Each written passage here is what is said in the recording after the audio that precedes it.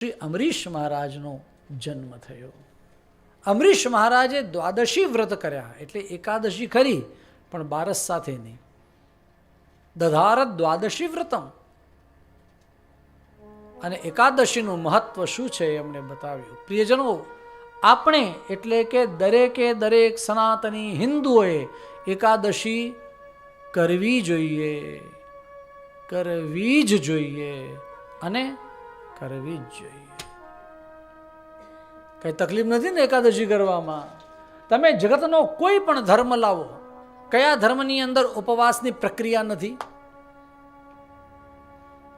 કોઈ પણ ધર્મ હોય તો એની અંદર દરેક જગ્યાએ ઉપવાસ કરવા જોઈએ, એવું ક્યાંક તો એનું પ્રોવિઝન છે જ ઉપવાસનો. તો આપણે ત્યાં કેમ નહીં? અને એકાદશી કરવાની, બીજા કોઈ તમે વ્રત કરો સારી વાત છે, મારે ના નથી, પણ તમે એકાદશી કરો ને તો એમાં બધા જ વ્રત આવી જાય. ફાવે તો નિર્જલા કરો,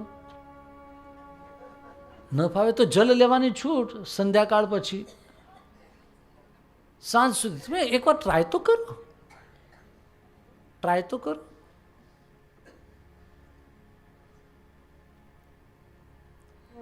એમ લાગે કે ના ના નહીં ફાવે તો બપોરે પાણી લઈ લેજો અને સાંજે પછી દૂધ લેજો, કે પછી જે કંઈ ફ્રૂટ વગેરે લેવું હોય તે. મને ખ્યાલ નથી સાંજના ફ્રૂટ ખવાય કે નહીં, પણ ફ્રૂટ દૂધ વગેરે ખાઈને એને ફલાહાર કહેવાય. અને ફલાહારમાં મન ન માનતો તો ફરાળ કરજો, પણ તમે 11 કરજો. એકાદશી ધન્ય એકાદશી, એકાદશી કરીએ તો વૈકુંઠ પાવીએ.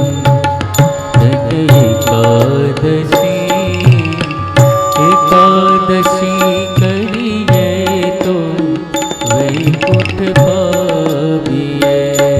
અમરીશે વ્રત કીધા, અમરીશે વ્રત કીધા છે, દંડ દુર્વાસાએ દીધા છે.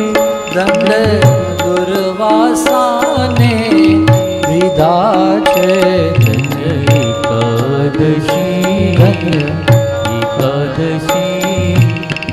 એકાદશી કરીએ તો વૈકુંઠ પાવીએ. એકાદશીના દિવસે અનાજ ખવાય તો નહીં જ, પણ અનાજ બીજા કોઈને અપાય પણ નહીં.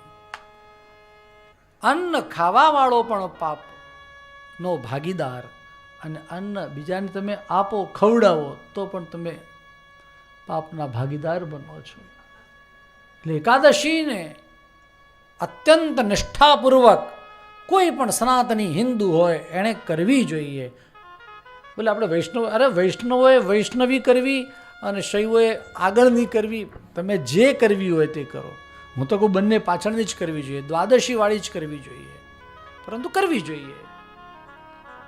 એકાદશીનું વ્રત નિષ્ઠાપૂર્વક દરેકે કરવું જ જોઈએ. અનેક વાર વારંવાર હું આ કહું છું, આપણી પાસે બીજું કોઈ આધાર નથી, બીજું કોઈ વ્રત નથી, આ એક કરવાનું છે. બીજા બધા અન્ય ધર્મની અંદર તો કેટલાક લોકો ગળાથી નીચે થૂક પણ ન ઉતારે. મને એક બેન કે અમે કરીએ છીએ 2 જણા, પણ અમારા છોકરાઓ નથી કરતા. કેમ? કે ભૂખ્યા રહેવાતું. કેમ ભૂખ્યા નથી રહેવાતું? એટલી તો સહન શક્તિ હોવી જોઈએ. તમે કેમ રહી શકો છો આ ઉંમરે પણ? કે અમને બહુ બાળપણથી, એનો મતલબ કે તમારા મા બાપે તમને શીખવાડ્યું, તમે તમારા દીકરાઓને તમારી દીકરીઓને એ નહીં શીખવાડ્યું.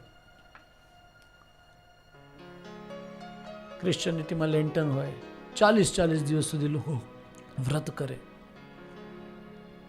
તો આપણને શું થાય છે વ્રત કરતા? ભાઈ બીજા બધા 14 દિવસ આપ્યા છે ને, ખાઓ પીઓ મજા કરો.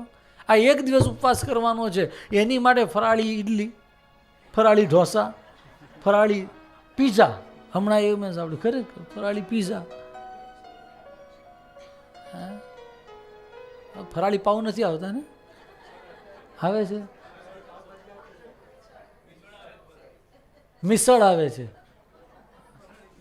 એ તો લોકોનું ચાલે તો ફરાળી વડાપાઉં, ખબર નહીં કંઈ કહેવાય નહીં, લોકો શું ન બનાવે. તો તમને બધું ફરાળ કરવાની છૂટ આપીને છતાંય તમે એકાદશી પછી પાછા એમ કે અમને ફરાળ નથી મજા આવતી, તો ભૂખ્યો રહે ને. પણ યાદ રાખો, જગતની અંદર મરવાવાળાની સંખ્યા વધારે જે છે ને એ ખાઈ ખાઈને મરવાવાળા વધારે છે. ભૂખ્યા રહેવાવાળા બહુ ઓછા લોકો મરે છે. આપણને એમ તો ભૂખે ભૂખે મરી કાંઈ મરીશું નહીં, કાંઈ નહીં થાય. એક દિવસ રાહ તો જુઓ, તમે પ્રાણ નીકળી જાય એવી રાહ જુઓ, નહીં નીકળે. ભગવાનને ખબર છે કે અમારી એકાદશી કરે છે.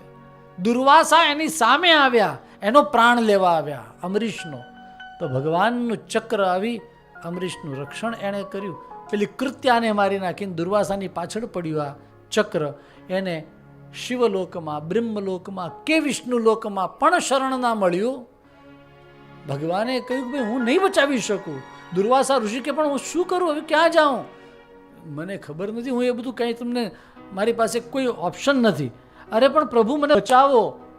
જો ભાઈ, હું ભક્તના વશમાં છું. ભગવાન કહે છે અહમ ભક્ત પરાધીન ય સ્વતંત્ર ઇવ દ્વિજ. હું એને છોડી જ ન શકું, તરછોડી ન શકું, પણ મને તો કંઈક તો આઈડિયા આપો. અને બોલે ઉપાયમ કથયામ્યહમ, એક તને ઉપાય બતાવો. ભગવાન કહે છે શું? બોલે અમરીશના શરણમાં જાઓ, એ તને બચાવશે. કેમ ભાઈ અમરીશ? બોલે એણે મારું એકાદશીનું વ્રત કર્યું છે, એ મારો પરમ ભક્ત છે, એ મારો પ્રિય છે. કેટલું મોટું ભગવાને આ અમરીશ મહારાજનું સન્માન કર્યું છે, બહુમાન કર્યું છે.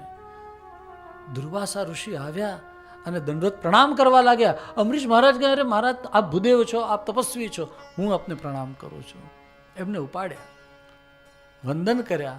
દુર્વાસા ઋષિ કે આ ચક્રને કહો જરા શાંત થાય.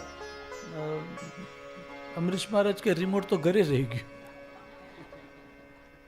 ચક્રને શાંત કેમ કરવું? દુર્વાસા ઋષિ કે તમારી પાસે જ કંઈક છે. અને અમરીશ મહારાજે સુદર્શન ચક્રની સ્તુતિ કરી. રિમોટ શું છે? માત્ર અને માત્ર સ્તુતિ, વાણી. પ્રણામ કર્યા, સુદર્શન ચક્ર શાંત થયું. અમરીશ મહારાજની પાસેથી દુર્વાસા ઋષિ ભાગ્યા અને રિટર્ન થયા, ફરીને બધે આવ્યા.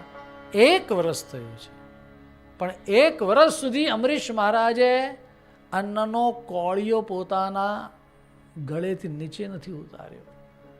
એને એમ થાય કે મારા ઘરેથી એક બ્રાહ્મણ ખાધા પીધા વગર ગયો છે અને દુઃખી થઈને ગયો છે, મારાથી ખવાય કેમ? 1 વર્ષ સુધી એની 1100 ચાલી, જમ્યા નહીં. કેટલી એની વિપ્ર નિષ્ઠા, બ્રાહ્મણમાં નિષ્ઠા કેવી!